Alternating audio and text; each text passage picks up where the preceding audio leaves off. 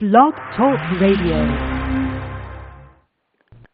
Boa noite, meus amigos. Estamos aqui de volta com o Throat Speak. Como sempre, tem aqui várias cartas. Eu peço a todos que mandem cartas breves, curtas, não passe de 10 ou 15 linhas, porque senão a gente não pode ler inteira aqui.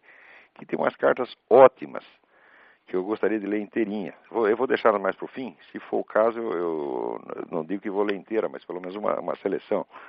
Mas se vocês abreviarem as cartas, que vocês estarão quebrando um galho para mim. Eu sei que isso é difícil, eu também tenho o mesmo problema, porque coluna de jornal, com exceção do Diário do Comércio, também elas já são, o espaço é pequeno e parece que diminui a cada dia. Quanto mais aumenta o tamanho do jornal, mais diminui o tamanho dos artigos, né? Quer dizer, são jornais feitos só quem não gosta de ler. Então também tem esse problema, eu compreendo perfeitamente a dificuldade de explicar em poucas linhas, mas faça um esforcinho, né? Muito bem, vamos começar aqui com uma carta do Felipe Ortiz, essa carta curtinha. Ele diz, 3 livros me chamaram a atenção recentemente. Gostaria de saber se o senhor já leu algum deles e o que achou. O primeiro é The Anatomy of Melancholy, de Robert Burton, Anatomia da Melancolia. O segundo é On Growth and Form, de Darcy Wentworth Thompson. E o terceiro é The Shape of Ancient Thought, de Thomas McKinley. Olha, esse último eu não li, agradeço a sugestão e até já encomendei aqui pela Amazon, mas os outros dois são 2 tesouros, né, de natureza completamente diferente, evidentemente, embora pertencentes de algum modo ao mesmo gênero. Anatomy of Melancholy é um longo ensaio, que partindo da ideia de um tratado médico, o sujeito acabou fazendo um livro que é tão rico em sugestões e mais sábio do que os ensaios de Michel de Montaigne. Praticamente não há assunto humano sobre o qual Robert Burton não tenha dado alguma sugestão nesse livro. Este é uma maravilha, é uma joia, não deixe de ler isso de maneira alguma. Quanto ao segundo livro, o On Growth and Form, de Darcy Thompson, este é também um livro de mais alto valor, e é um estudo sobre a analogia entre as formas biológicas e as formas físico-químicas. Não é um livro de discussão com a teoria da evolução, mas ele coloca uma dificuldade enorme para a teoria da evolução, que no fim das contas a gente chega à conclusão que se houve uma evolução animal, tem que ter havido também uma evolução das formas físico-químicas, o que seria uma coisa muito difícil de se descobrir. O livro é um livro enorme, mais de 1000 páginas. Agora parece que saiu uma edição resumida, 300 e poucas páginas, mas eu não tenho. E o outro eu também jamais terminei de ler. É um livro tão cheio de coisas, você leva muito tempo para ler, embora seja muito bem escrito. E não é um livro assim para amadores, é um livro para quem tem sólidos conhecimentos científicos em várias áreas. Que eu sou esse Thompson, ele domina 5 ou 6 áreas de conhecimento aí, brincando. Eu nunca terminei de ler esse livro, mas eu percebo claramente a importância dele. Qualquer hora eu vou fazer um exame mais aprofundado e, se for o caso, comentarei alguma coisa. Quanto ao livro The Shape of Ancient Thought, a forma do pensamento antigo, parece ser um livro muito importante, mas eu não o li, acabei de encomendá-lo. Então, agradeço aí ao Felipe Ortiz a sugestão. Muito bem. Aqui tem uma carta do Rafael Baleroni. Gostei muito do seu texto Adeus, Mundo Ateu. Nesse texto, você foi capaz de sintetizar e expressar ideias de certa forma difusas que eu possuía sobre a essencialidade da religião para fornecer a base moral adequada às pessoas. Principalmente a passagem sobre o vício de abstratismo expressou fantasticamente minha noção de e daí se o sujeito é ateu, desde que siga os princípios morais religiosos. Por outro lado, gostaria de perguntar a sua opinião sobre outros aspectos da religião, o aspecto litúrgico, dos ritos e o procedimento dogmático.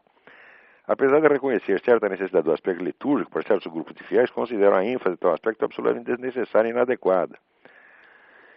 Inclusive foi a razão do meu afastamento da religião. Já em relação ao dogmático, tive sérias discussões com freis e freiras sobre dogmas da religião e sobre a necessidade de filiação a uma certa etiqueta religiosa. Bom, muito bem. A liturgia e o dogma são coisas completamente diferentes e não tem um jeito de a gente resumir tudo numa resposta só. Quer dizer, a liturgia não é nada mais do que a repetição de certos atos ou palavras fundamentais que expressam os símbolos básicos da religião. Veja, quando as pessoas dizem que são contra a liturgia, você esquece que, por exemplo, na igreja protestante também tem liturgia. Tem a liturgia da palavra. Quer dizer, uma liturgia que não implica nenhum gesto, né, quer dizer, mas a simples recitação, a simples leitura da Bíblia é litúrgica, porque é a repetição do símbolo. Se você abolir completamente a liturgia, acaba a religião. A liturgia é a própria religião nesse sentido. Né? Quando Cristo, na Santa Ceia, diz, fazer isto em memória de mim, ele está dizendo que é para repetir aquilo exatamente como foi feito. Tá certo? Então, não tem como apagar isso aí. Quer dizer, a liturgia, de certo modo, é a essência da religião. Agora, existe um formalismo maior, um formalismo menor na repetição da liturgia conforme as igrejas. Por exemplo, uma coisa muito interessante é você ver a missa na igreja ortodoxa russa, grega, romena, etc., onde você segue vamos dizer, aquele protocolo litúrgico, mas tem margem para muita improvisação. As pessoas não ficam paradas durante a missa, elas andam, elas podem falar, você não tem aquela rigidez do rito romano. Tá certo? Na igreja romena, eu até assisti lá uma missa em que o padre, no meio da missa, ele acenava para as pessoas que entravam, acenava, sorria para as pessoas que entravam. Então, existe um informalismo maior na igreja ortodoxa. Por outro lado, a igreja protestante reduz a liturgia à leitura do livro sagrado.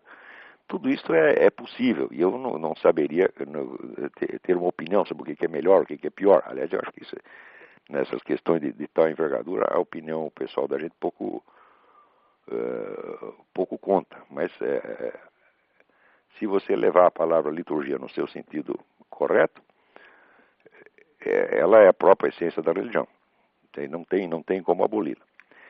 Quanto ao aspecto dogmático, o que é o dogma? O dogma é uma transposição verbal, das experiências fundamentais que deram origem àquela religião. Quer dizer, certas experiências, a passagem do Cristo sobre a terra, os milagres que ele operou, a sua morte e ressurreição, etc. Tudo isso formam um conjunto de acontecimentos. Esses acontecimentos é que são, vamos dizer, a essência da religião cristã. E destes acontecimentos se produz então um testemunho. Esse testemunho é passado às gerações seguintes e ele então se torna objeto de fé. A fé não significa necessariamente a crença numa doutrina. A fé é sobretudo a confiança na pessoa. Quando você acredita, por exemplo, os camaradas que acreditam no parto virginal de Maria, não acreditam nisso como uma doutrina, acreditam num depoimento feito pela própria Maria, tá certo? Desde que você não tem motivo algum para duvidar da honestidade ou da sanidade da testemunha, tá certo? A qual deu provas mais que suficientes de santidade. Então, a confiança naquela pessoa é que se torna esse elemento de fé. Mais tarde, é a confiança que as pessoas depositam na própria pessoa de Jesus Cristo. Quando ele pergunta às pessoas, quem sou eu? E o indivíduo responde, você é o Filho de Deus vivo, você é o Logos encarnado, etc. Então significa que eu estou confiando que você é isso, porque você diz que é isso e você age como se fosse. Tá entendendo? Então, note bem que esse tipo de confiança é a base de todo testemunho histórico. Todo testemunho histórico, em última análise, se baseia na confiança que você tem num testemunho humano ou num documento que é apenas a versão escrita de um testemunho humano. De modo que vamos dizer, a confiabilidade que está implícita na fé religiosa, ela não é maior e não é mais arriscada do que a confiabilidade que você tem em qualquer testemunho histórico. Quando esse pessoal que fala, opõe assim, a fé e razão, fé e ciência, isso é tudo um bando de analfabeto. A pessoa não tem a menor ideia do que estão falando. Né?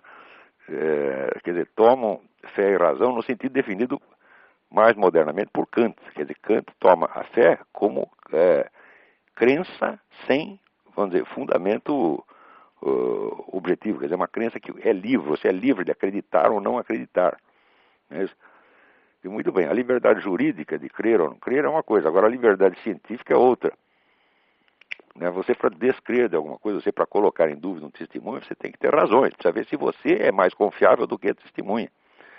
Agora, se você acha que o testemunho do Rodrigo Constantino é mais confiável que o da Virgem Maria, você segue dele.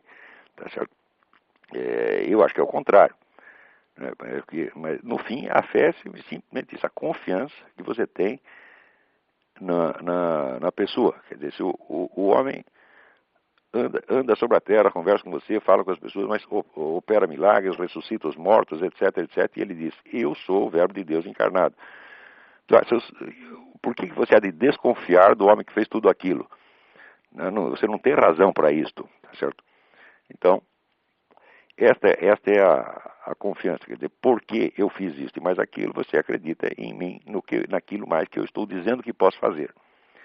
Quer dizer, esse não é é o mesmo nível de confiabilidade que uma criança tem no pai. Se o pai deixa a criança sozinha em casa, diz, você fica aí que eu já volto. Eu volto em meia hora. Mas se o pai demorar 40 minutos, a criança não vai desconfiar que o pai é traído, vai continuar confiando. Não há irracionalidade nenhuma nisso aí. E dizer que isso aí é uma crença sem fundamento, isso sim é que é sem fundamento. Agora, à medida que o tempo passa, este conteúdo inicial da fé vai sendo, vamos dizer, objeto de discussões. E à medida que tem discussões, é preciso, então, esclarecer qual é o sentido exato da fé. Quer dizer, nós temos fé nisto e não naquilo, nós acreditamos nisto e não naquilo. Né? Quer dizer, às vezes os próprios, vamos dizer, adversários da religião fazem certas cobranças. E, em função dessas cobranças, foi que se desenvolveu o dogma. Quer dizer, é engraçado que o dogma surge em resposta aos críticos da religião. E, em seguida, eles reclamam que a religião é dogmática. O dogma não é senão uma tentativa de expor em linguagem racional, organizada, o conteúdo inicial, vamos dizer, da confiança em nosso Senhor Jesus Cristo, tá certo? É claro que essa transposição doutrinal, ela é problemática em si. Ela é tão problemática que ela já surge de um problema, ela surge da oposição que tem à religião. Se ninguém tivesse reclamado contra a religião católica, não existiria nenhum dogma católico. Durante vários anos e vários séculos, praticamente não havia dogma nenhum. Quer dizer, havia a confiança direta, né, no testemunho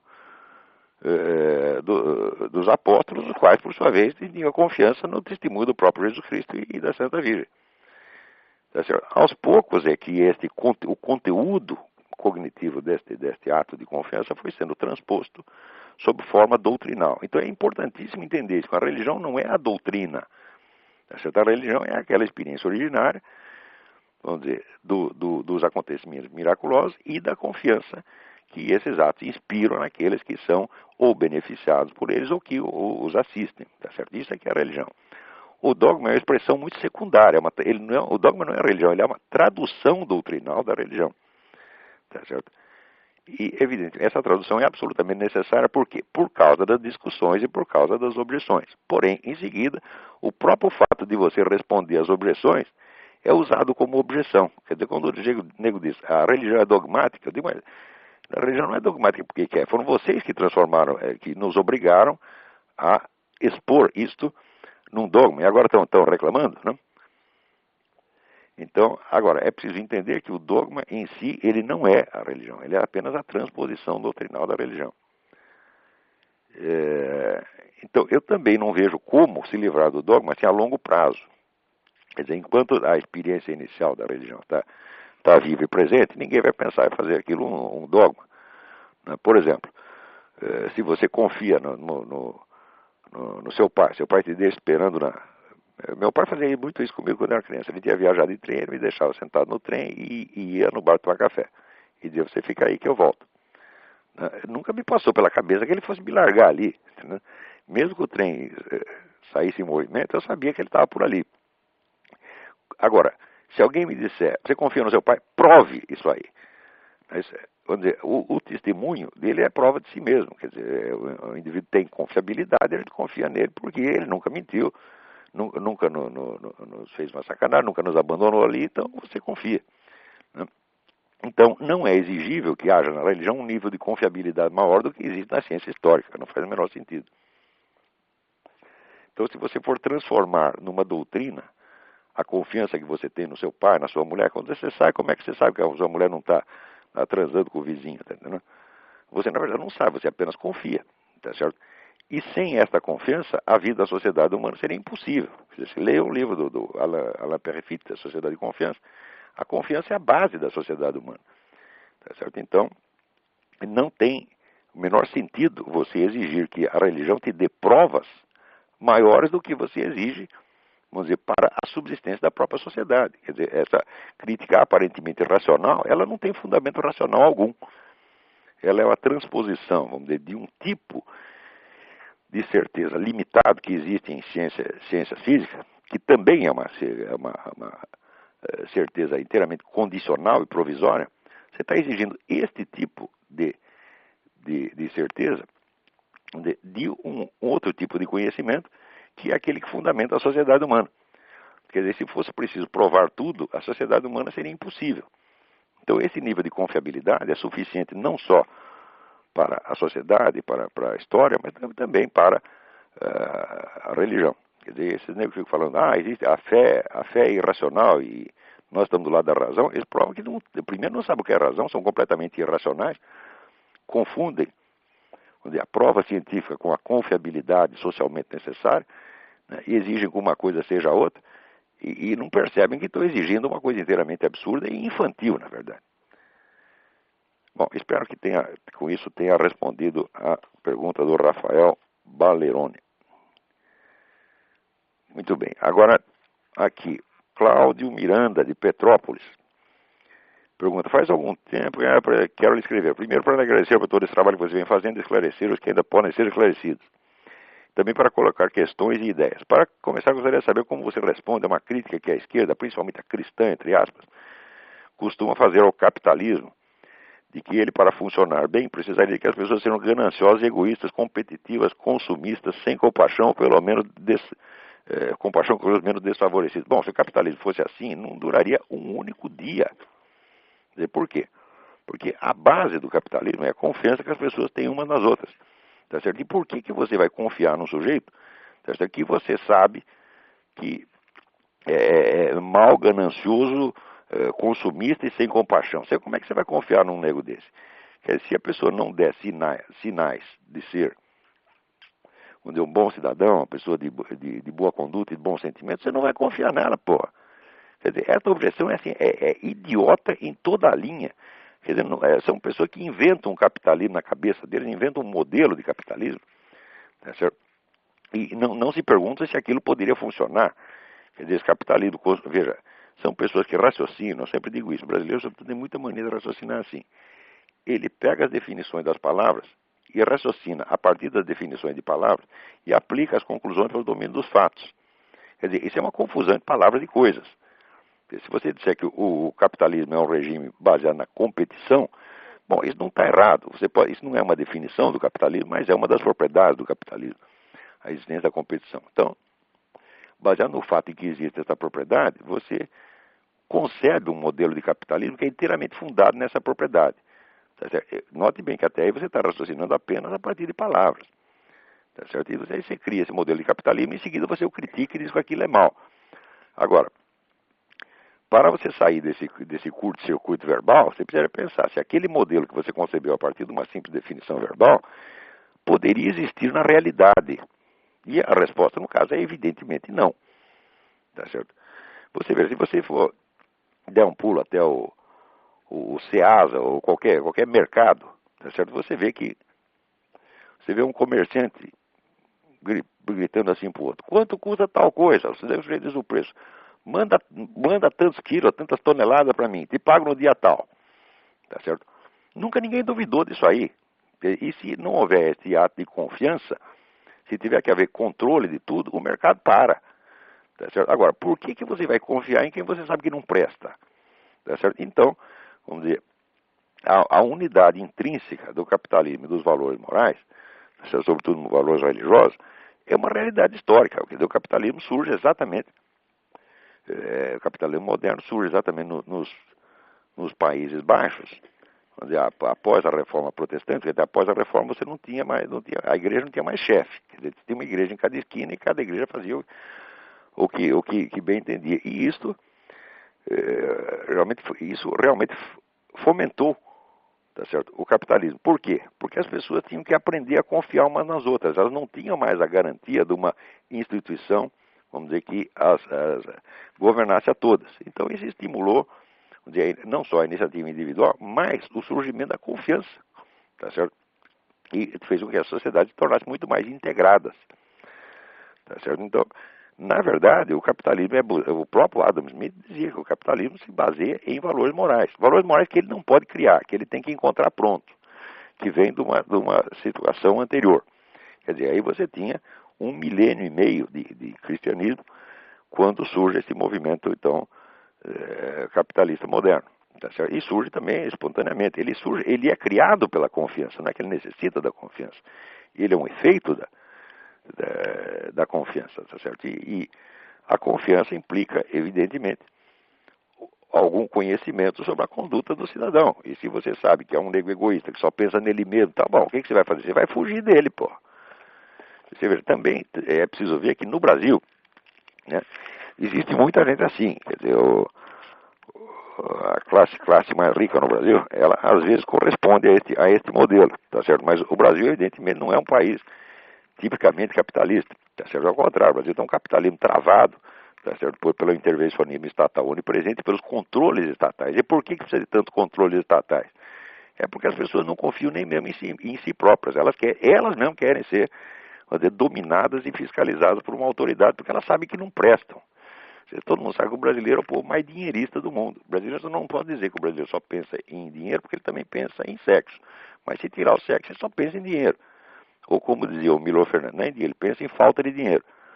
Então, são pessoas obcecadas. E isso aí é um dos motivos do atraso brasileiro. Quer dizer, se você não tivesse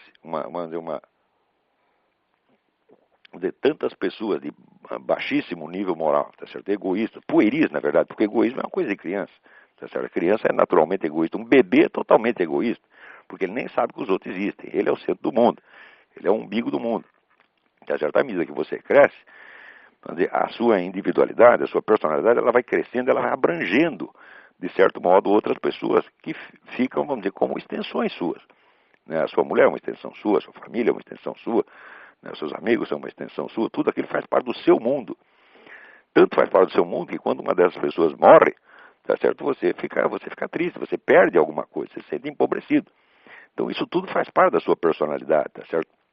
Então, vamos dizer, você não pode ser um sujeito egoísta no sentido individualista, não querer repartir nada com mais ninguém, porque senão você não pode nem ter família.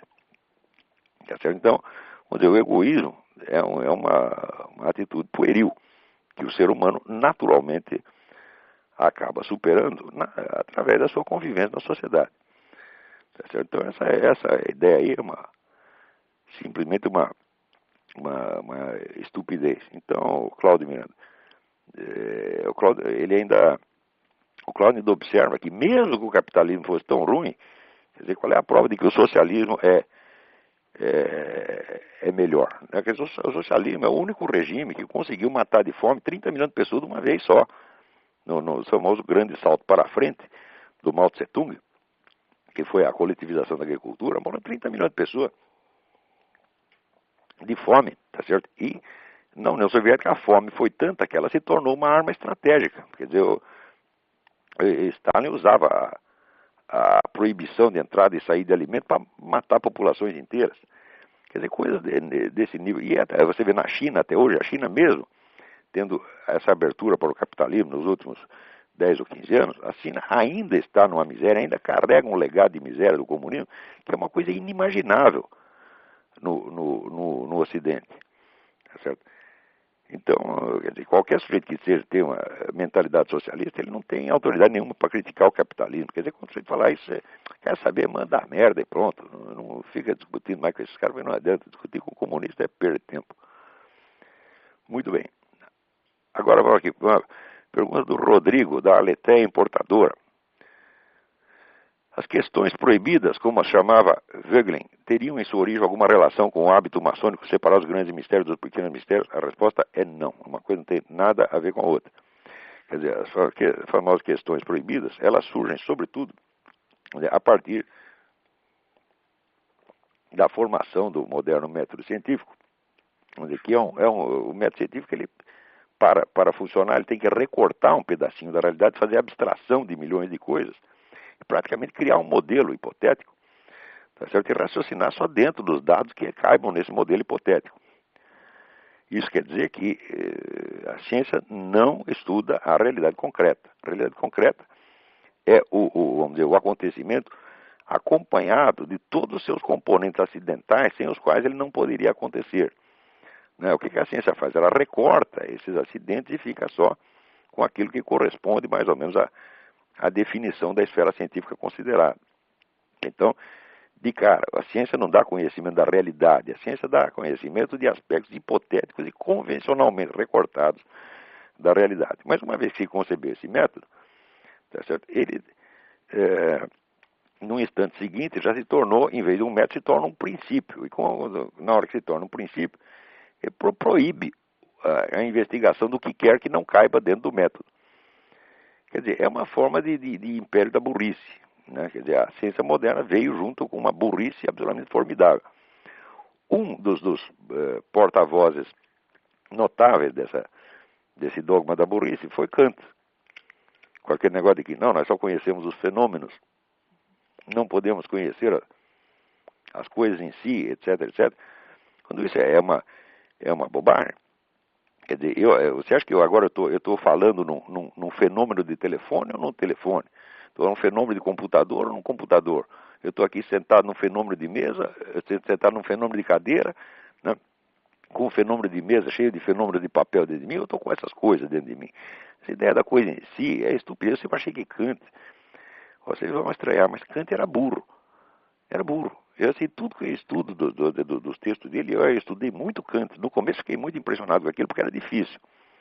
A hora que eu entendi o negócio, eu vi que praticamente não havia nada ali para entender. Que aqui era uma série de pegadinhas, vamos dizer, sem grande proveito, tá certo? Mas Kant ficou então como uma espécie de guardião do portal que não deixa as pessoas irem além do mundo dos fenômenos ou das aparências. Né? Então é daí que surgem as tais das questões proibidas. Quer dizer, tudo aquilo que vai além dos fenômenos, tal como ele entende Kant, é proibido de você investigar. Isso aí, esse Kant passa esse legado para o positivismo, tá certo? E essa mentalidade positivista, nesse sentido, ela está espalhada até hoje, até entre os seus inimigos, seus irmãos inimigos. O pessoal liberal odeia o positivismo, mas, em geral, na sua concepção do conhecimento, são positivistas no sentido kantiano da coisa. Muito bem, depois prossegue aqui o Rodrigo. Há autores como Thomas Molnar, que consideram o neoplatonismo como a fonte perene de erros filosóficos. Também ele cita aqui Irving Babbitt, que identificava o epicurismo e o estoicismo como as duas matrizes geradoras de todas as ideias maléficas no plano moral e político. Olha, eu estou convencido de que nenhuma doutrina por si, tá certo? Pelo seu conteúdo, tem o poder de gerar tantos efeitos maléficos. O que gera efeito maléfico não é o conteúdo da doutrina, por mais absurdo que ela seja, é a estrutura interna da doutrina. Porque você, para absorver uma doutrina filosófica, você tem que aprender a pensar como ela, tá certo?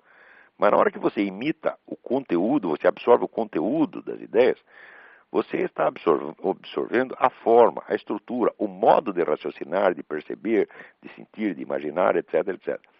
Então, uma doutrina filosófica, nesse sentido, funciona como se fosse um programa de computador, independentemente do conteúdo. Mesmo que você não concorde com o conteúdo, só para você absorver o conteúdo, você teve que aprender a se amoldar àquela forma, tá entendendo? Esta forma, ela, exatamente como um programa de computador, ela pode conter contradições internas que paralisam o seu pensamento e paralisam a sua percepção de uma série de realidades. Exatamente como um vírus de computador. Então, existem teorias inteiras que são vírus de computador, tá entendendo? Então, como você vê, agora quando o Richard Dawkins inventa a teoria dos memes, que diz que as ideias se propagam como vírus de computador, tá, é claro que isso se aplica, por exemplo, essa ideia do Richard Dawkins, ela é um vírus de computador, tá certo? Ela se propaga automaticamente e imbeciliza milhões de pessoas. Quer dizer, se as ideias se propagassem, se todas as ideias se propagassem como vírus de computador, nenhum computador humano funcionaria, nós já estaríamos paralisados há muito tempo, e nós não temos a possibilidade de trocar o nosso HD. Tá certo? Então, a teoria dele, de certo modo, ela já contém em si mesmo seu próprio desmentido. Porque se ela própria é um vírus de computador, então o máximo que ela pode fazer é estragar o nosso HD.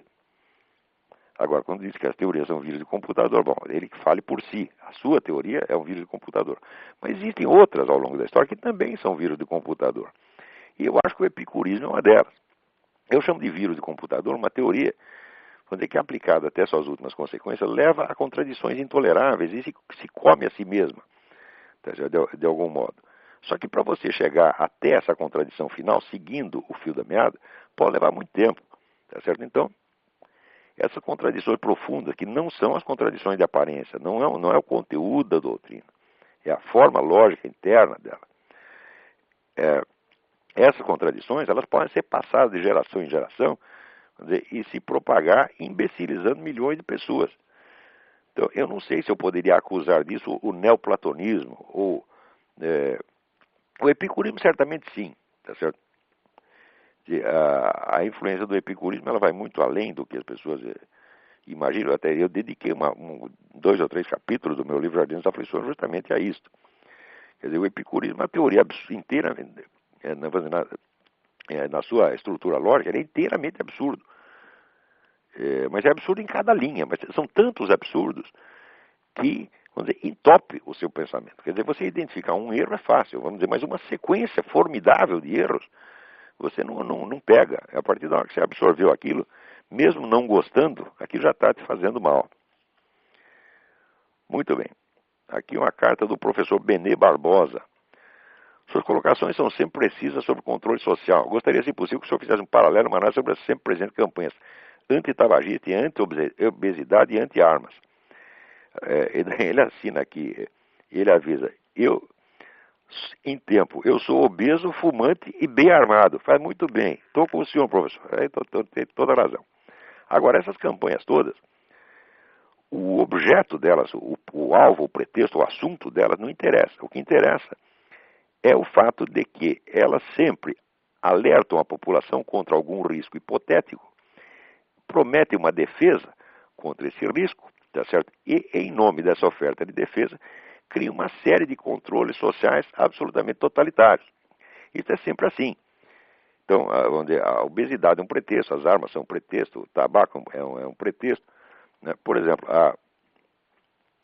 você vê aqui, o pessoal dizia que o fumo causa asma, tá certo? E o país o Estado americano que mais baixou controles antitabagísticos mais ferozes nos últimos 20 anos, e onde diminuiu para 1/3 o número dos fumantes foi a Califórnia.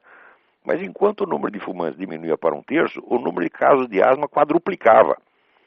Então isso é uma questão de método científico elementar, quer dizer, se suprimida a causa, o efeito se multiplica, então aquela não era a causa, evidentemente.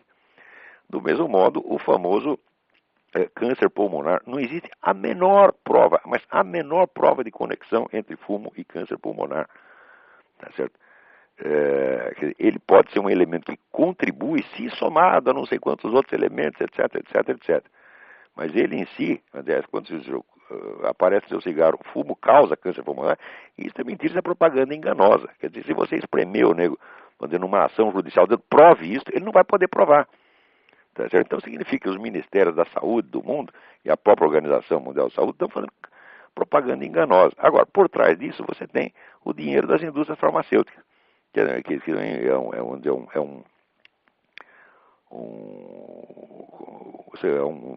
um ramo de atividade onde infinitamente mais rico e poderoso do que as coitadas fábricas de cigarro, tá certo?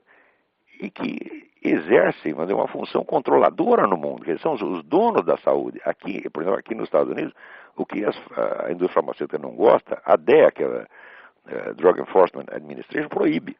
A DEA proíbe uma série de medicamentos bons e libera uma série de medicamentos letais. Tá certo? Isso acontece. Porque esses negócios, essas pastilhinhas para deixar de fumar, tem várias delas que matam as pessoas. Tá certo? Não é matam ao longo de 40 anos. Porque, por exemplo, eu fumo há 45 anos, 3 maços de cigarro por dia, tá certo? Então, quando você chega aos 60 anos, bom, você vai ter um pouco de pigarro, evidentemente, isso aí não tem como escapar. A grande porcaria é isso aí. Agora, 45 anos, 3 maços de cigarro por dia, para você ter um pouco de pigarro depois de todo esse tempo. Agora, essa pastilhinha não, você toma 3 meses depois, você está morto, pô. Eu não lembro o nome das marcas que fizeram isso, mas se for preciso, algum dia eu forneço isso. Então, todas essas campanhas são puro controle social, tá certo? Note bem, mas não é controle social esporádico. O que existe atualmente em implantação no mundo é uma concepção global de civilização, no qual uma elite internacional prescreverá condutas para toda a humanidade. E condutas que saem da cabeça deles, porque eles acham que são mais do que gênios, eles acham que são profetas, tá certo? Que têm na cabeça a solução de todos os males humanos e que todo mundo tem que viver do jeito deles. Quer dizer, as pessoas que reclamam, por exemplo, que a religião controla a vida das pessoas, você não sabe o que é controle, rapaz. Não tem a menor ideia do que é controle. Controle você vai ver agora. Agora você vai ver o que é bom para tosse. Né? Então, eles têm o poder, vamos dizer, de proibir uma coisa e tornar outra obrigatória. Como, por exemplo, eu tenho uma carta que eu nem lembro de quem é, que, tá aqui, tem o carta do Júlio Severo. A carta é muito longa, né? Não dá para ler a carta aqui, mas é muito interessante. Eu estou até capaz de colocar. Isso aqui tem que sair no Mídia Sem Máscara. Alertando sobre esta lei que proíbe manifestações de homofobia. Tá certo?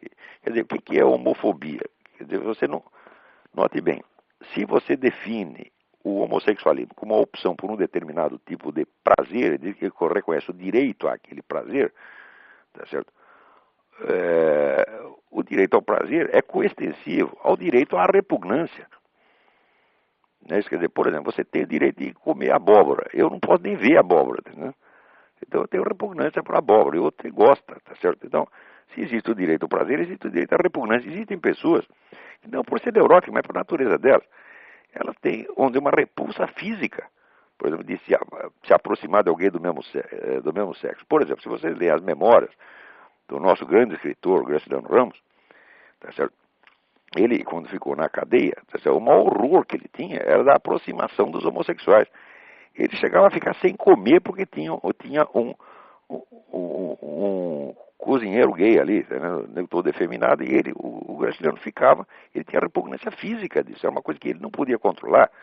Se o homossexual não pode controlar o seu desejo homossexual, por que o outro vai ter que controlar a sua repugnância? Quer dizer, a coisa em si é absurda. Agora, o pior desta lei é que é o seguinte, se ela proíbe manifestações de homofobia, quer dizer, de repulsa à homossexualidade, mesmo que, vamos dizer, usar a expressão da afetividade homoerótica se dê dentro de um templo religioso, tá certo? Ou em qualquer outro lugar público. Isso quer dizer que pode entrar dois viados numa igreja, ficar lá se amassando, tá certo? E o padre que mandar eles parar vai para cadeia.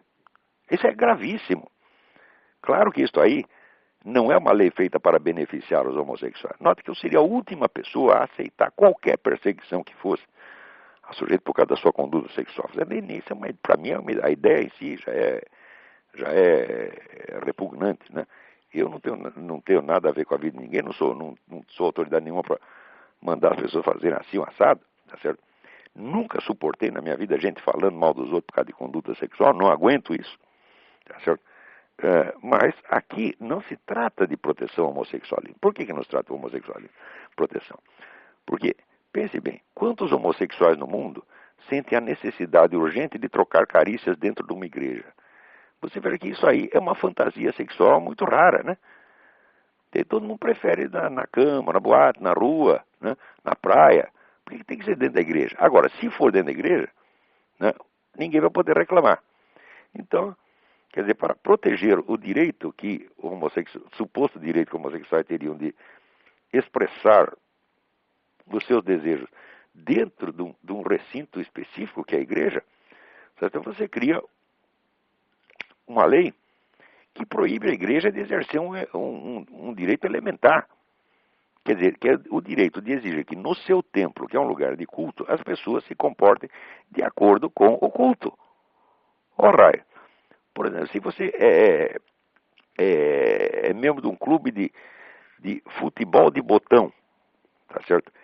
Que direito tem você de chegar lá e usar as mesas para jogar bilhar, tá certo? E atrapalhando os negros que querem jogar futebol de botão. Quer dizer, se você está no clube de futebol de botão, é para se comportar como um jogador de futebol de botão. Agora, se você é membro de uma igreja católica, ou protestante, ou de uma sinagoga, você está lá para se comportar de acordo com a regra do catolicismo, do protestantismo ou do judaísmo, é a coisa mais óbvia. Esse direito será eliminado. Então, isso não tem, na verdade, nada a ver com o homossexualismo. Isso é um ato de genocídio cultural. Isso significa destruir uma comunidade a partir da destruição da sua cultura. E note bem, as pessoas que ficarem discutindo homossexualismo diante disso estão perdendo o seu tempo. Estão caindo numa armadilha. Porque o que está em jogo não é o homossexualismo. O homossexualismo não tem nada a ver com a história. Tá certo? O que tem que ver é com a destruição da comunidade cristã, judaica, etc., etc., através da guerra cultural. E isso já está mais do que provado pela história. Quando você começa com a destruição cultural da comunidade, daqui a pouco começa a destruição física. Na verdade, a destruição física de cristão e, em menor escala, de judeu já começou. Você tá entendendo? Quer dizer, no mundo islâmico comunista, eles matam cristão pra caramba. Tá certo? E na Europa, o esporte da moda é bater em judeus. Tá entendendo? Então, os judeus, como são sempre minoria, né? Onde você tem lá, sei lá, tem 1000 caras da outra comunidade, tem 3, 4 judeus, ele acaba sempre se ferrando. Tá? Então, isto aqui é guerra cultural, isso é genocídio cultural. Veja, acabar com o homossexualismo nós não vamos, ele existe desde que o mundo é mundo, ele existe também no reino animal. Eu já vi filme lá, o gurilão comendo o gorilinha desesperado, entendeu? Quer dizer, o sujeito mal acabou de nascer, já tem aí um gorila em cima dele. Isso eu vi no filme, entendeu? E não é gorila cativeiro, não, é pegar ele na selva. Então, se tem até no reino animal, que nós vamos acabar. Agora, não vamos conseguir acabar. Mas acabar com este movimento, nós temos que acabar. Porque este movimento não é para a defesa dos homossexuais, isso é para a destruição das comunidades religiosas. Tá certo? E para o aumento do poder da elite governante mundial autonomiada. Porque alguém aí votou em alguém para presidente do mundo? Não. Mas os caras já se autonomearam presidente do mundo. Quer dizer, a ONU já tem resolução dizendo que no prazo tal de 10 anos tem que virar um governo mundial. Então, ninguém elegeu essas pessoas. As pessoas foram constituídas pelos governos das nações, tá certo, como representantes dos governos das nações, e agora estão destruindo o governo das nações e criando outro governo no lugar deles. Isso aí, nós temos que lutar contra isso aí, por todos os meios possíveis e imagináveis.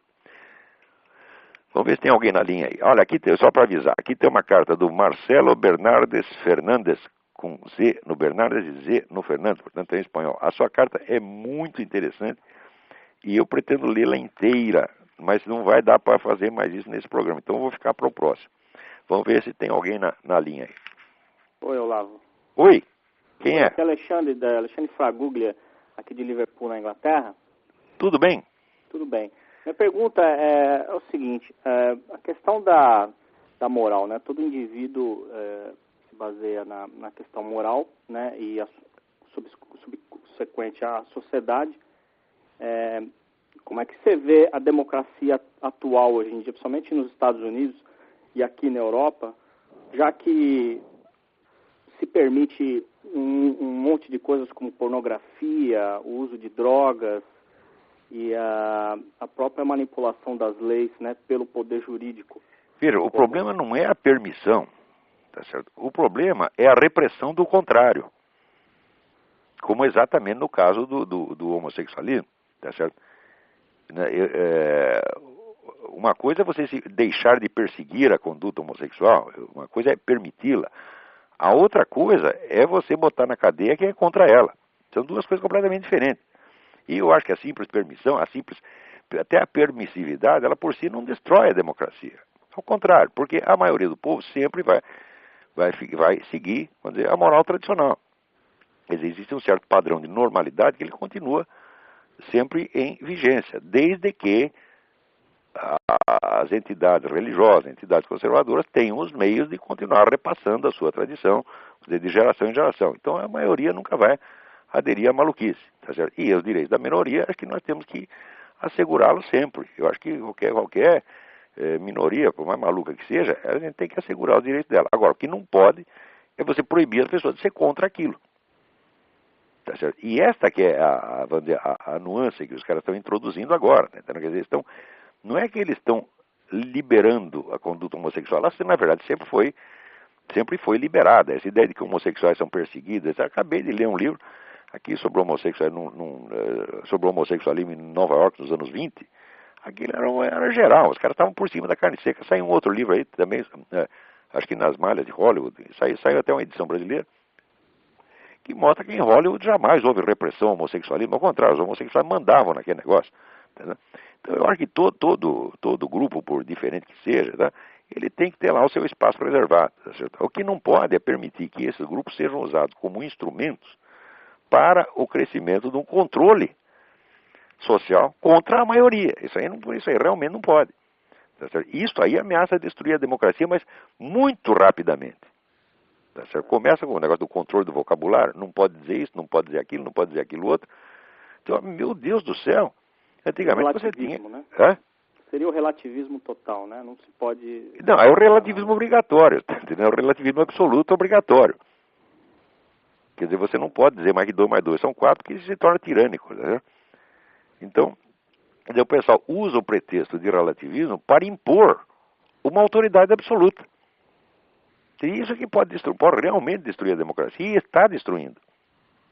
E as pessoas têm que tomar consciência disso muito rapidamente e, sobretudo, parar de discutir o conteúdo de cada coisa, tá entendendo? Porque não é porque é lei antitabagístico, anti-homofobia, o conteúdo interessa. Se não for contra uma coisa, vai ser contra outra. Agora estamos discutindo, por exemplo, a proibição da pessoa dar perfumada, entrar perfumado no elevador, ou então proibição de ser gordo. Qualquer coisa serve como instrumento. Entendeu?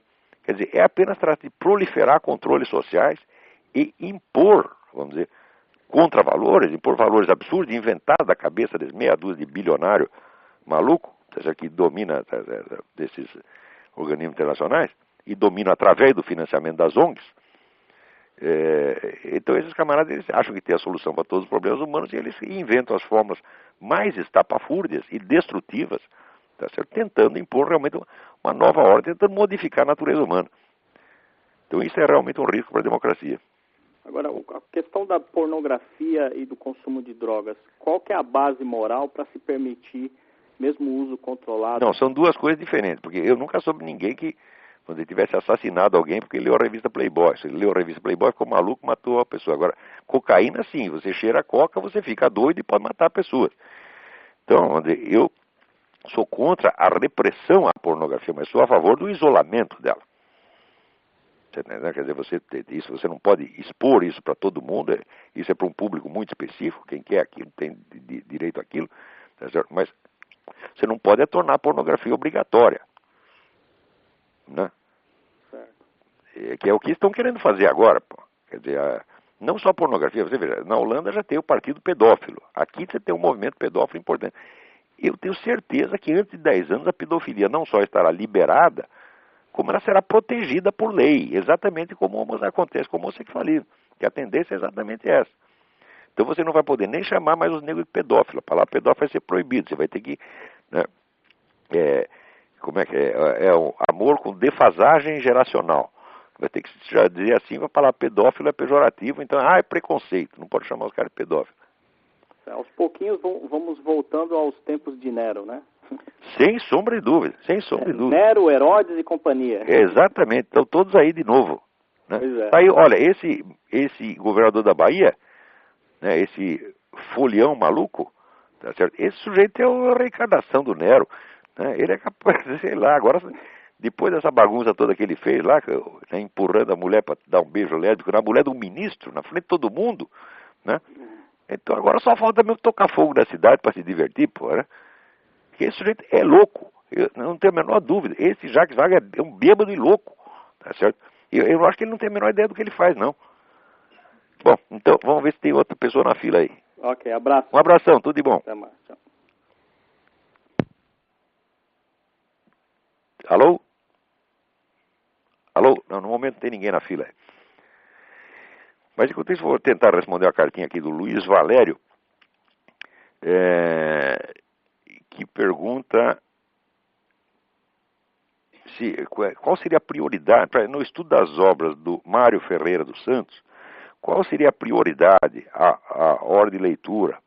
Tá certo? Ora, o próprio Mário já resolveu isso de alguma maneira, né, porque ele dividiu, denominou a grande obra dele, a Enciclopédia da Ciência Filosófica, que tinha 56 volumes. E ele dividiu essa em 3 séries. Tem a primeira série introdutória, que começa com filosofia e cosmovisão e termina com a filosofia concreta. Depois, uma série intermediária que trata de vários problemas e temas separados, tá certo? Mais ou menos a esmo, só para ilustrar o que ele expôs nos primeiros 10 volumes. E depois a série final, que ele chama de Mateses Megiste, quer dizer, o grande ensinamento, tá certo? Onde ele cria vamos dizer, o sistema, um novo sistema das categorias, que funcionaria, segundo ele, como uma metalinguagem de todas as ciências. Então, a ordem de leitura é exatamente essa: ler primeiro os 10 volumes da série introdutória, que começa com filosofia e cosmovisão, depois vem lógica e dialética, etc. A numeração é dada nas próprias obras dele. Tá certo? Então, ler por esta ordem. Tá certo? Filosofia e Cosmovisão não é um grande livro, eu acho um livro muito mal organizado. Mas no final tem 40 páginas essenciais, onde ele dá elementos muito importantes do pensamento dele. Tá certo? Lógica e Dialética é um livro mais introdutório também, mas ele começa a fazer um livro elementar e de repente ele coloca as suas teorias mais ousadas. Tá certo? Então, também não é um livro muito organizado. Mas os volumes seguintes, sobretudo, Filosofia da Crise, que acho que é o volume 8 da série, é um livro muito bem escrito. Com o Mário, muita coisa que ele escreveu não foi escrita, foi ditada. E gravado em aula e transcrito. Então, tem uma certa bagunça. Mas, de qualquer modo, seguir a ordem de exposição dele é a sugestão. Além disso, aqui, o Luiz Valério avisa que a dica que eu tinha dado, dialética do conhecimento do André Marx, não é dialética do conhecimento. Dialética do conhecimento é dialética da afirmação.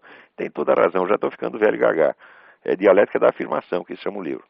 Tá certo? Depois vem o outro que chama O Ser e o Espírito. Tá certo? Então, é desse mesmo livro que eu estava falando. Vamos lá. Muito bem. Eu acho que o nosso tempo acabou. Acabou mesmo. Vamos ler só mais uma rapidinha. Aqui, Daniel P.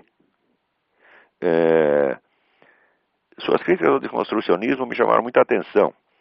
Estudo comunicação social na PUC Minas e é impressionante como essa coisa do desconstrucionismo é introjetada na nossa mente. Começa desde os primeiros dias de aula, citações clássicas de Nietzsche. Ao longo do curso vem Kant, Deleuze, Guattari e toda a galerinha nessa linha.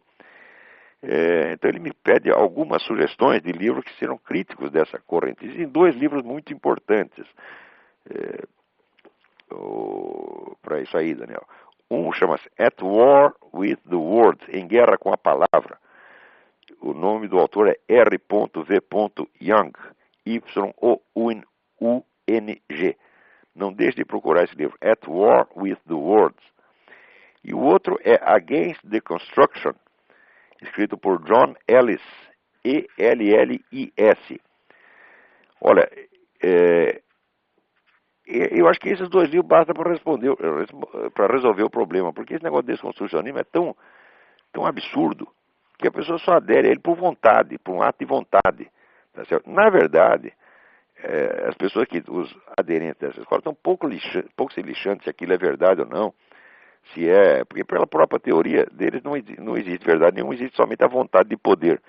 Então o que eles escrevem não é para provar nada, não é para dizer verdade nenhuma, é apenas para impor uma linguagem do jeito que eles a entendem. Quer dizer, é um ato de imposição tirânica, totalitária, disfarçada em ciência. Tá certo? De certo modo, este modo de pensar é o modelo dessa nova ordem mundial, é o modelo dessa imposição de comportamento que nós estamos vendo em todos os setores da vida social, dia a dia. Então, isso aí, toda esta nova ordem, vamos dizer, que vai se impondo mais ou menos no modelo aí do Admirar o Mundo Novo, tudo isso tem um modelo, tá certo, mental nessas escolas de pensamento, sobretudo Heidegger, Deleuze, essa gente toda. Esses são os pais do mundo que está se formando diante de nós. Mais uma cartinha aqui. Jaime Kopstein Primo. Há pouco me inteirei da polêmica que se estabeleceu entre você e um articulista do site do Diego Casagrande, aqui do Sul, que é o Rodrigo Constantino. Ora, sou um homem simples e me faltam as luzes necessárias para meter meu bedelho na questão. Mas se você me permite abusar do seu tempo escasso, gostaria de to make a point. Esse seu antagonista é vidrado no Karl Popper. E o referido cidadão é o guru do George Soros, através da sua Open Society. Essa gente não é boa companhia para ninguém. Ora, você tem toda a razão, Jaime. Esse Karl Popper tinha um excesso de merda na cabeça, entendeu? O famoso argumento dele contra o historicismo, que está no livro da miséria do historicismo, esse argumento me impressionou muito durante algum tempo, né? Porque ele argumenta assim: qualquer previsão histórica é impossível, porque para saber o que vai acontecer na história, você precisaria saber hoje o que as pessoas vão saber amanhã. Quer dizer, você já precisaria ter os conhecimentos que você ainda não tem. Então, isso aí não é um argumento, isso é uma pegadinha, tá certo? Porque, claro que você não tem hoje os conhecimentos que você terá, tá certo? Mas todos nós somos capazes, vamos dizer, de esboçar as linhas de desenvolvimento possíveis da ciência, tá certo? Com uma certa margem de erro, e na verdade nós não apenas podemos fazer isso, como fazemos o tempo todo, né? Quanto à famosa questão do método popperiano, né, que é aquele método da falseabilidade e tal, né, aquilo lá, pensando bem, é um nada. Aquilo é um item pequenininho de dentro da dialética de Aristóteles, que ele fez um forrobodó em cima e quis transformar no único método científico aceitável. E o livro dele, A Sociedade Aberta e Seus Inimigos, está, para mim, entre os piores livros do século XX. Quer dizer, fizer uma lista dos 10 piores, eu não digo que pega o primeiro lugar, mas o quarto ou quinto ele pega. Porque o Popper, ele simplesmente não entendeu uma linha do que ele leu de Platão e Aristóteles. Ele só faz confusão. Quer dizer, comete erros elementares de interpretação dos filósofos, mesmo com o que ele está lidando. Quer dizer, o Popper, nesse sentido, é um amador. O Popper é um sujeito, ele tem alguma formação em lógica, tá certo? Mas, como filósofo, é um homem de 15ª categoria e só pode impressionar mesmo jumento do terceiro mundo. Tá, muito bem. Então, com isso, encerramos o nosso programa. Até a semana que vem. Muito obrigado a todos.